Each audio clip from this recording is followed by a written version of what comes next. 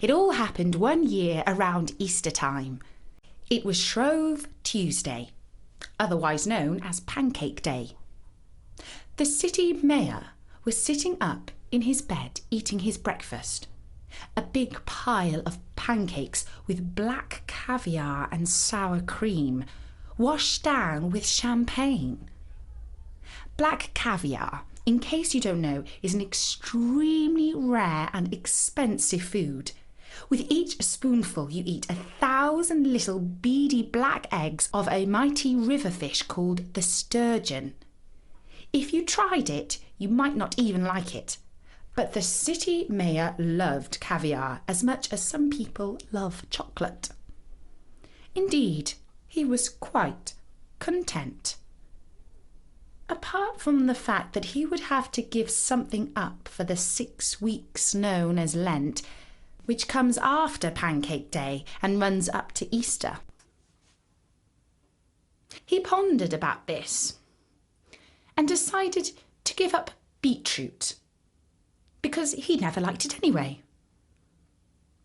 As he took another silver spoonful of caviar, his mobile phone rang. How he hated it when people called him while he was still eating his breakfast. He was about to throw his phone out of the window when he noticed that the call was coming from the chief of police. Oh dear, thought the mayor. He probably wants to miss our card game. He always claims he's busy fighting crime, but I know he just doesn't like losing. And so he reluctantly flipped open his phone. His Honour, the Mayor speaking, he said in a weary voice. Good morning, Horace, said the police chief. I hope I didn't wake you up. No, huffed the mayor. I've been at my desk since dawn. This great city of ours never sleeps. I'm afraid I'll have to miss tonight's card game. I've a serious crime to solve. A kidnapping. The mayor smiled to himself. Another one of his excuses, he thought. But after he had wished the police chief better luck with his case than with cards, he closed his phone and reached for the remote control to turn on his television set to catch the news. A red banner flashed across the bottom of the screen. Breaking news, kidnapping, it said. And the mayor thought to himself that it must have been somebody important that had got him or herself kidnapped. And it was. The reporter was standing outside some large factory gates, and she wore her most serious face. She was saying, "A ransom note was sent this morning to the head of the Yummy Chocolate Factory, demanding £100 million for the safe return of one of the most loved and respected creatures who has ever hopped across the planet." And the mayor understood that it wasn't a person, but an animal that had been kidnapped. But what sort of animal could it be that was worth £100 million? Even a champion racehorse was scarcely worth such a fortune. Perhaps some old aristocratic lady with more money than sense had lost her favourite pussycat. But why was the note sent to the head of the chocolate factory? He'd just have to keep on listening to that reporter on the 24-hour news service. And joining me now is the president and CEO of the Yummy Chocolate Factory, Sir Percival Yummy. Sir Percival, Easter is just around the corner. How will the chocolate factory cope without the services of the Easter Bunny? I'm afraid the situation is very grave, said Sir Percival. Without the aid of the Easter Bunny, it's simply impossible to deliver chocolate eggs to all the children of the world all in one night. It's a bit like Christmas without Santa Claus. It's unthinkable." And the mayor thought that Sir Percival was about to cry. The reporter did not seem to notice this. "So will you pay the £100 million ransom?" she pressed him. "No, we will not," he replied steadfastly. "It is the policy of the Yummy Chocolate Factory never to pay ransom money under any circumstances. That would simply encourage more kidnapping." It took a moment for the seriousness of the situation to sink into the mayor's brain. When it did, he leapt out of bed faster than he had done for years and ran down to his office, still in his pyjamas. He turned on his computer and saw hundreds of emails downloading into his inbox. Many were from anxious parents, teachers, and nannies, with subjects like, "Help! My kids are going hysterical and won't stop crying." And then there was another email from the chief gardener entitled, "So, shall we cancel the Easter egg hunt?" The Easter egg hunt took place every year in the grounds of the mayor's house. The Easter bunny hid eggs behind the flowers and in the bushes, and children from all over the city came and searched for them. It was one of the most popular events of the year, and showed the mayor as a politician with a heart who cared for families and children. It won him lots of votes. By now, he was starting to grow angry. He picked up his red telephone and shouted, "Get me the chief of police!" And a minute later, he was again talking to his friend. "You blithering idiot! Why haven't you found that bunny yet?" The chief of police was used to his old friend's swings of mood, and he replied calmly, "Horace, rest assured that the finest crime-fighting unit in the land is on the case, and at this very moment is rounding up the usual suspects." And at the top of the police chief's list was a name which we have come across before. It belonged to somebody who was known to go quite berserk at the merest sniff of chocolate. He lived in the city zoo. He was a monkey, and his name was Theo. If you've heard the story on the Story Nori called The Monkey Who Loved Chocolate, you will know that Theo once ate some chocolate and went completely bananas. He went on the rampage, stealing chocolate all over the place. It was coming up to Easter, and there was almost no chocolate left for the children of the city. But Theo calmed down eventually and promised to be good. His hairy face was currently staring out of the police chief's computer screen.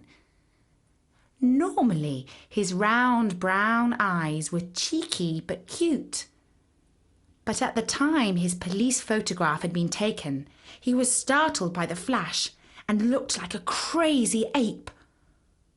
"Oh, he looks like a bad 'un," said a woman police officer who was passing by. "No worries," said the police chief. "We'll soon have him behind bars." But of course, Theo was already living behind bars in the zoo. And much to his surprise and delight, that morning he had found a chocolate egg in his bed of straw, and he had gobbled it up and was now swinging across the roof of the cage, squeaking, "Oh, ah, ah, ah, ah, oh, ah, ah." When the police came to arrest him, his face was covered in brown chocolate, and that made him look especially guilty. The police sergeant said, "There he is. That's the bunny snatcher. And Constable, put on your white gloves and pick up all that chocolate-smudged silver foil. That's evidence, that is.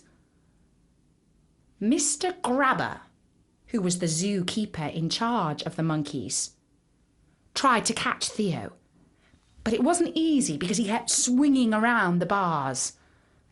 While this was all happening, a police dog got chatting to a bulldog whose name was Titanic.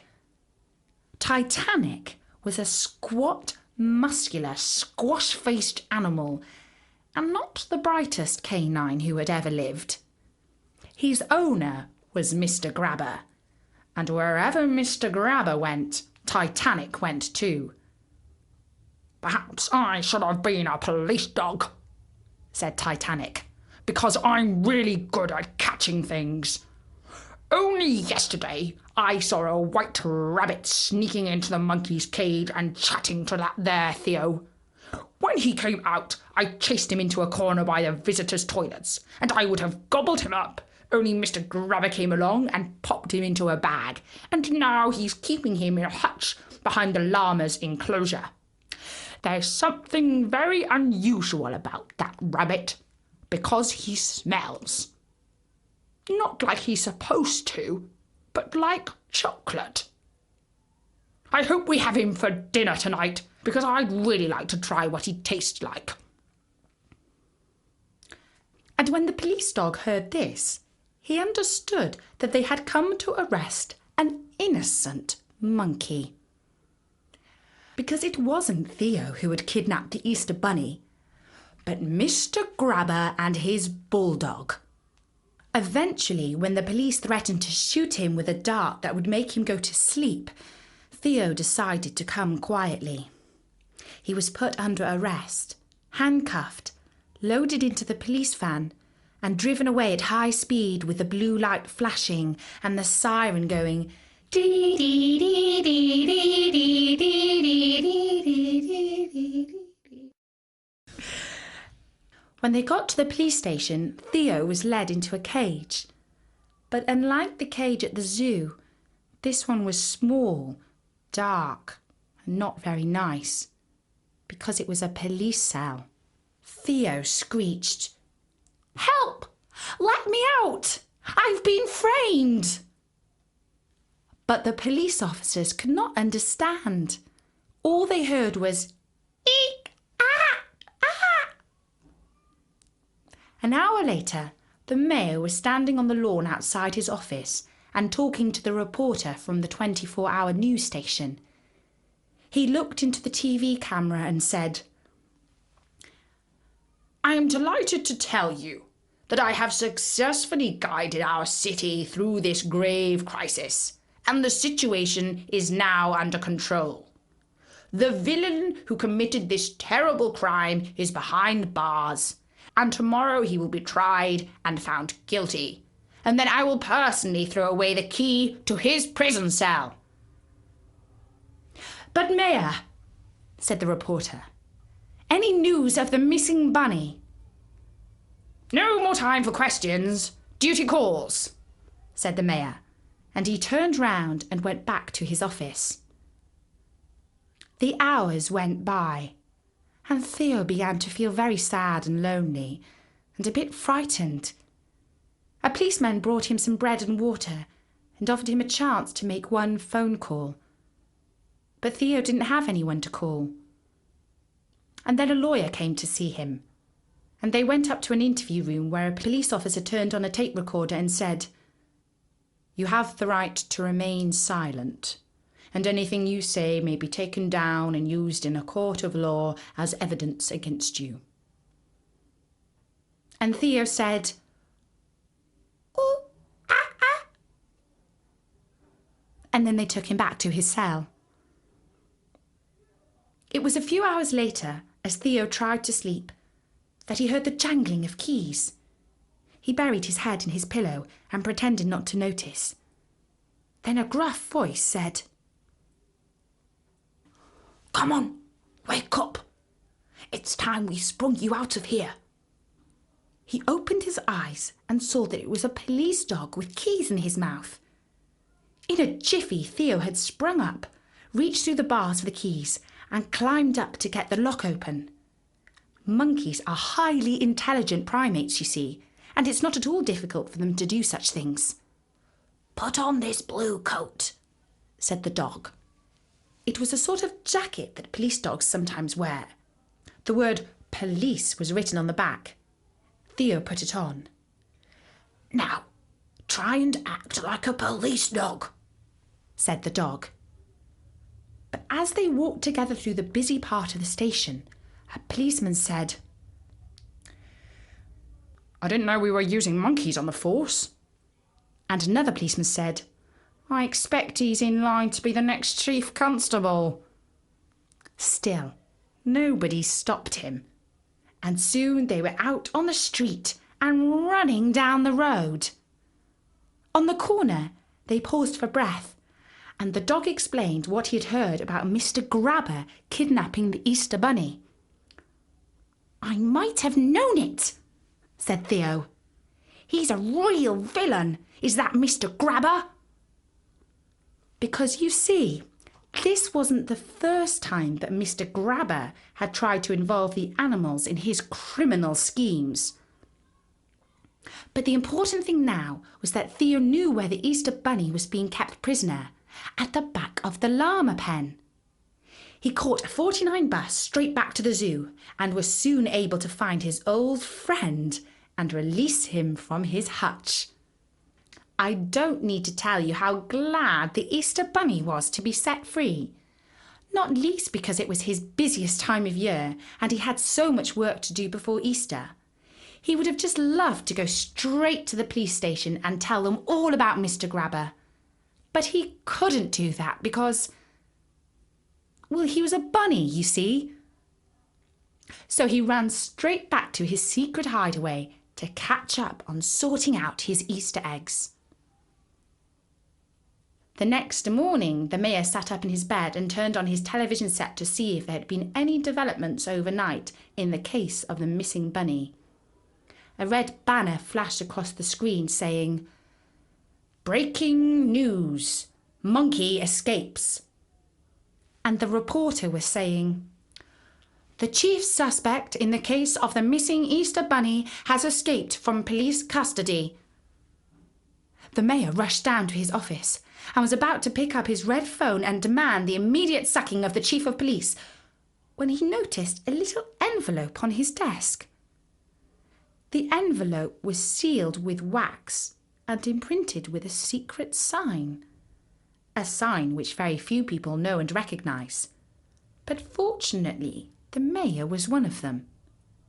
It was the seal of the Easter Bunny, and every year he used it to communicate with the mayor and to arrange the annual Easter egg hunt. "That's strange," said the mayor, and he fumbled open the envelope. Inside he found a card, and on the card was written the following words: "Dear Mayor, the monkey is innocent. Yours sincerely, the Easter Bunny." And that was the story of the missing bunny.